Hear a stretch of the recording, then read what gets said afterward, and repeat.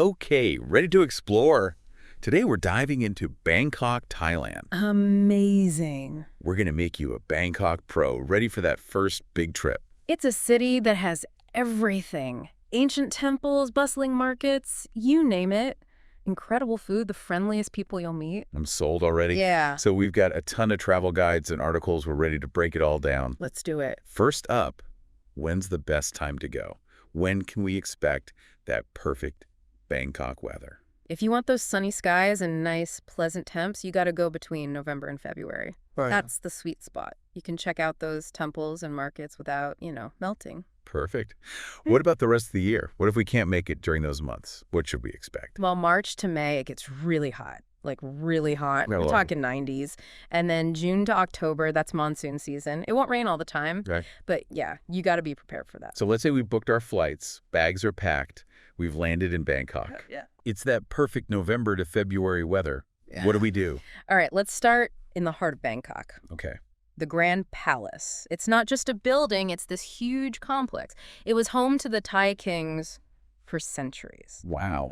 And inside, you'll find Wat Phra Khai, which is where the Emerald Buddha is. That's incredible. It's really like stepping back in time. Our sources are also mentioning these floating markets. Yeah. I mean, come on, who doesn't want to see a market on the water? The floating markets are a classic Bangkok experience. The most famous one is Damnoen Saduak. Okay. But fair warning, it can get really crowded. Yeah, I can imagine. A lot of tourists. If you want something more, authentic, I'd suggest Tailing Chan Floating Market. Yeah? You can hop on one of those long-tail boats, weave through the canals. Oh, wow. See the vendors selling all kinds of stuff right from their boats. That's incredible. Okay, so we've seen the Grand Palace. We've seen the floating markets. What else is there to see in Bangkok? You can't talk about Bangkok without talking about the temples. Of course. Wat Arun, the Temple of Dawn. It's just stunning. And Wat Pho, that's where the reclining Buddha is. Okay. It's this massive golden statue. It's over 150 feet long. Wow. You gotta see it to believe it. I'm getting a real sense of Bangkok's spiritual side. Yeah. What about markets? Our sources are recommending so many different markets. Of course, markets are huge in Bangkok. Yeah. They're part of the culture. There's Chatuchak Weekend Market. It's massive, one of the biggest markets in the world. Wow. Over 15,000 stalls. You'll find everything there. You name it, they got it. Wow. Souvenirs, clothes, antiques, even pets. That's amazing. Yeah, it's a shopping paradise, and the sights, the sounds, the smells, it's an experience. If you want something a little more local, try a chef or Torkor Market. Oh, good. It's known for its fresh produce and, I guess you could say, gourmet ingredients. A lot of Bangkok's top chefs shop there. Okay, so we've seen temples, palaces, and markets. How do we get around this huge city? Don't worry, Bangkok has a great transportation system. It's pretty cheap, too. Okay, good. The BTS SkyTrain and MRT subway are your best bet. They cover most of the city and are really easy to use. You can even get a Rapid card. It's like a prepaid travel card. Oh, that's convenient. Yeah. But honestly, can you really go to Bangkok and not ride in a tuk-tuk? True, true. It's practically a must-do. Just make sure you negotiate the price before you get in and be prepared for traffic. Okay. It can get pretty crazy, especially during rush hour. Makes sense. Our sources also mentioned riverboats. Oh, yeah, the riverboats. Imagine cruising down the Chao Phraya River, seeing the city from a different perspective. It's a great way to get away from all the craziness for a bit. Yeah, I could see that. You can hop on a river taxi or take a longer cruise. Okay, that's definitely going on the itinerary. After a long day of exploring, where should we stay? Well, there are a few popular neighborhoods, each with its own vibe. Okay, tell me more. Sukhumvit, that's known for its modern atmosphere, lots of shopping malls, restaurants, and nightlife. Then there's Salem, more of a financial district, but it also has great food and nightlife. Okay. If you want history, Ratanakosin, the old town, is where it's at. Makes sense. That's where a lot of the iconic temples and palaces are. Of course. Chinatown's a whole other world, tons of activity and amazing food. And what about Siam? Siam, that's the shopping mecca. All right. So many choices. When it comes to choosing a place to stay, it really comes down to budget and what you're looking for, right? Exactly. Sukhumvit and Salem have a good range of hotels. Mm-hmm. And then Khao San Road is known for its hostels. Yeah, definitely. Now, We got to talk about the food. The food in Bangkok is legendary. Oh, the food. What are some must-try dishes for first-timers? Oh, Thai cuisine is incredible. Yeah. It's all about the perfect balance of sweet, sour, salty, and spicy. You can't go wrong with the classics. Pad Thai, Yeah. Tom Yum soup. I've heard about this dish called som tum. Oh, som tum. What is that? Some Tum's a green papaya salad, super flavorful. It's got shredded unripe papaya, chilies, garlic, fish sauce, lime juice. Oh, wow. It's a whole explosion of flavors. Quick K, challenge accepted. I got to try that. What about desserts? Thai desserts are amazing. Okay. Mango sticky rice is a classic. Mm. Sweet sticky rice, mango slices, coconut milk, and if you're feeling adventurous, you got to try durian. Durian. Yeah. That's the one that's supposed to smell really strong, right? It is. Some people love it, some people hate it. It's definitely an experience, though. I got to at least try it. You should. Now, let's talk about cultural experiences. What can we do beyond the temples and the markets? There's a lot to do in Bangkok. You gotta get a traditional Thai massage. They're super cheap. Yeah, good to know. And it's the perfect way to unwind after a long day of sightseeing. I'm all for that. I've heard attending a Muay Thai boxing match is pretty unforgettable. Oh, absolutely. Muay Thai is known as, get this, the art of 8 limbs. Whoa. They use punches, kicks, elbows, knees. It's an amazing sport. You can find matches all over the city. You won't forget it. This is starting to sound amazing. But before we get carried away with all the fun stuff, let's talk about safety. Always a good idea to be aware of your surroundings wherever you travel. Right. Bangkok's pretty safe, but like any big city, you just gotta be street smart. Makes sense. Be mindful of your belongings. Don't flash your cash around. Okay. What about scams? Yeah, scams are a thing. Be wary of people who are too friendly, offering deals that sound too good to be true. Trust your instincts. If something feels off, just walk away. Got it. Trust your gut. Okay, so we've covered safety. What about cultural etiquette? Thai culture is all about respect and politeness. When you greet someone, it's customary to do a way. It's like a slight bow with your hands pressed together. Okay. And try not to point your feet at people, especially at sacred objects. It's considered disrespectful. Good to know. What about temple etiquette? Dress modestly when you visit temples. Cover your shoulders and knees. They usually have signs. And always take off your shoes before you go inside. Got it. It's a sign of respect. So much to think about. Bangkok is an incredible city. This is just the tip of the iceberg. There's so much more to discover. Oh, I can't wait to dive deeper. Me too. There's just so much to see and do. Oh, you know, right? But before we get to that 2-week itinerary, Okay. let's talk about some practical tips, just to make your trip run smoothly. Right. Because even with the best plans, there are always things that can come up. Exactly. So let's start with safety. Okay. You know, staying safe in Bangkok. Yeah. Bangkok's generally pretty safe, but like in any big city, you got to be smart. Be aware of your surroundings, especially in crowds. Right. Don't flash any expensive jewelry or a bunch of cash. Exactly. Basic, common sense stuff. What about scams? Yeah. I've heard stories about those. Unfortunately, yeah, scams do happen. Yeah. Just be careful of people who are, like, overly friendly, offering deals that sound too good to be true. Okay. Trust your gut. If something feels off, walk away. Got it. Trust your gut. What about money? What's the best way to handle money in Bangkok? The local currency is the Thai baht. You can exchange money at banks, exchange booths, or even at your hotel. Okay. ATMs are everywhere, but check for fees. Yeah, good point. And are credit cards accepted most places? Yeah, most big places take credit cards. Hotels, restaurants, shopping malls. But if you're going to smaller shops or the local markets, it's better to have cash. Okay, makes sense. What about the language? We try to learn some Thai. You know, English is pretty widely spoken in tourist areas, but it's always a good idea to learn a few basic Thai phrases. Right. It shows respect. Of course. Like learn how to say hello, which is sawatdee, and thank you, which is khap khun. Okay, I can try that. Even just a little effort goes a long way. Yeah, it really does. Speaking of effort, let's talk about cultural etiquette. Any tips on navigating that? Yeah, definitely. Thai culture is all about respect and politeness.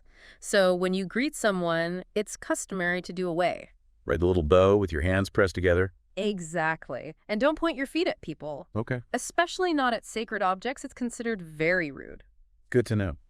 And what about when we visit the temples? Oh, yeah. When you visit temples, make sure to dress modestly, cover your shoulders and knees. Okay. Most temples have signs about this.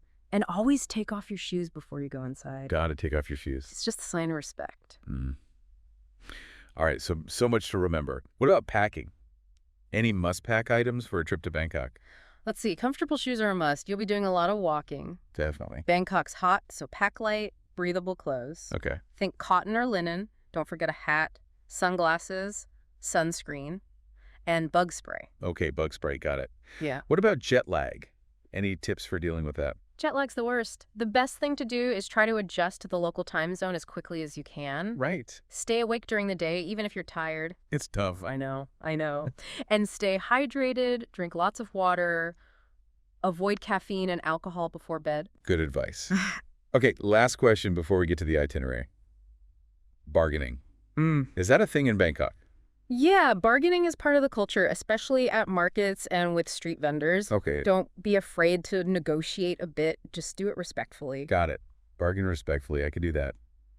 Okay, are we finally ready for that 2-week itinerary? All right, let's do it. Awesome. So for your first 2 days in Bangkok, let's focus on getting used to the city and seeing some of the main attractions. Okay, that sounds like a good plan. On day 1, start your morning with Waterun, the Temple of Dawn. It's truly stunning. Then maybe take a walk along the Phraya River. Right. It's beautiful. In the afternoon, head to Wat Pho. That's where the reclining Buddha is. Okay.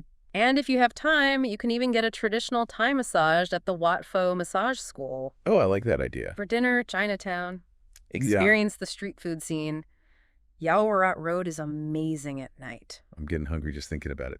Okay, what about day 2? Day 2, the Grand Palace. Spend the morning there. It's a huge complex. Wow. So much to see.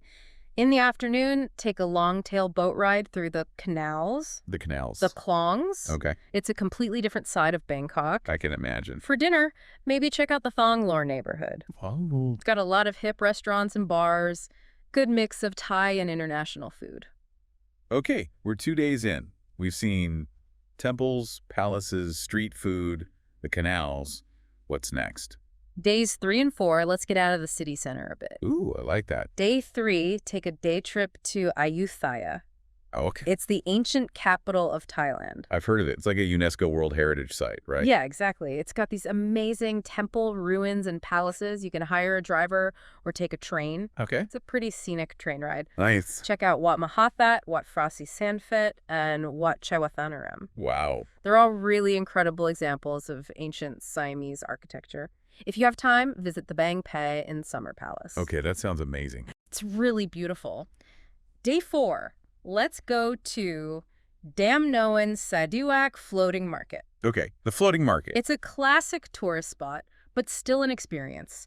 Get there early to beat the crowds. Okay. You can bargain for souvenirs, try some street food, and even take a boat ride through the market. That sounds so cool. For dinner, head back to the city and check out Sukhumvit Soy 11. Soy 11. Yeah, it's known for its nightlife and all the different restaurants. All right, 4 days down. This itinerary is incredible. What's next? For days 5 and 6, let's dive into Bangkok's art and culture. Okay. On day 5, start with a visit to the Jim Thompson House. The Jim Thompson House. Yeah, I've heard of it. It's this beautiful teak mansion. It belonged to an American silk entrepreneur. Wow. Now it's a museum. It's a great example of traditional Thai architecture. In the afternoon, head to the Bangkok Art and Culture Center, Okay. the BACC. It's got contemporary art space, lots of cool exhibitions. Yeah. You can grab a coffee there, too. Awesome. What about dinner? For dinner, check out the Ari neighborhood. All right, yeah, that's the trendy one, right? Yeah, exactly. Lots of cool cafes, boutiques, and restaurants. Okay, I like it. Day 6. Day 6, let's do something a little different. How about a Thai puppet show at the Joe Louis Theater? Puppet show. That Yeah. sounds really unique. It's a traditional art form. It's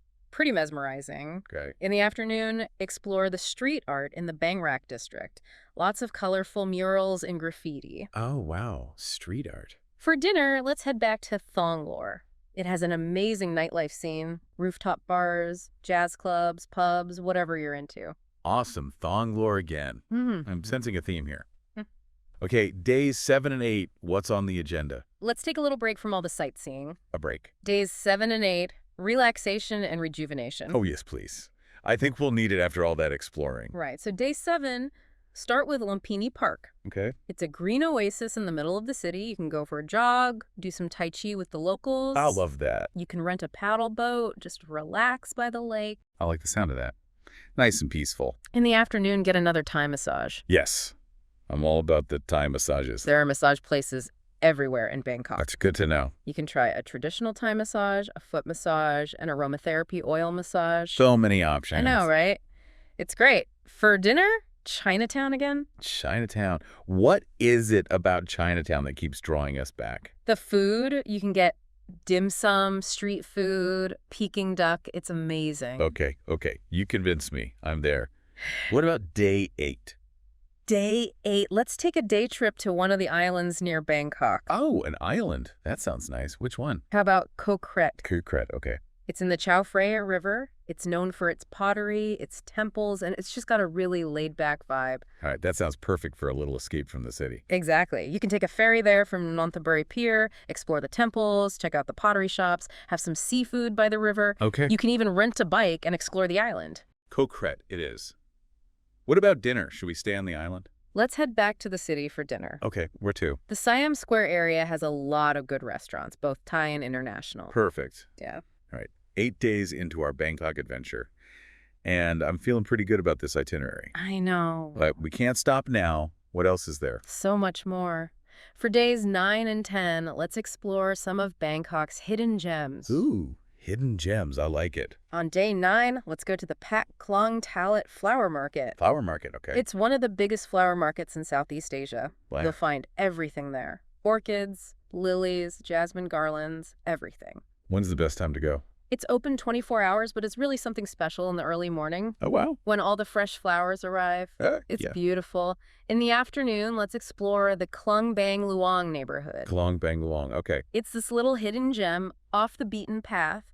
You can take a boat trip along the canal, check out the local art scene. That sounds really cool. It's a really charming little area. All right. I'm sold. What about dinner? For dinner, let's go back to Chinatown. Back to Chinatown, of course. You can try some dim sum, some street food, maybe a Peking duck feast. Sounds good to me. All right, day 10, let's get a little adventurous. How about the Ratchada Train Night Market? Train night market. What's that? It's one of the coolest night markets in Bangkok. Okay. Lots of vintage stuff, great street food, and it's got a really lively atmosphere. All right. I'm in. It used to be a railway yard, so it's got this really cool industrial vibe. Okay. Very cool.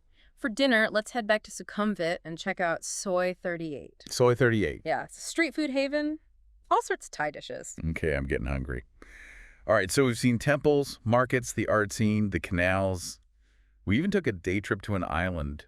What's left? Days 11 and 12, let's really immerse ourselves in Thai culture and traditions. All right. I'm all for that. What kind of cultural experiences are we talking about? On day 11, let's start with the Museum of Siam. Oh, the Museum of Siam. Yeah, I've heard of that. It's a really interesting museum. It tells the story of Thailand's history and culture in a really fun and engaging way.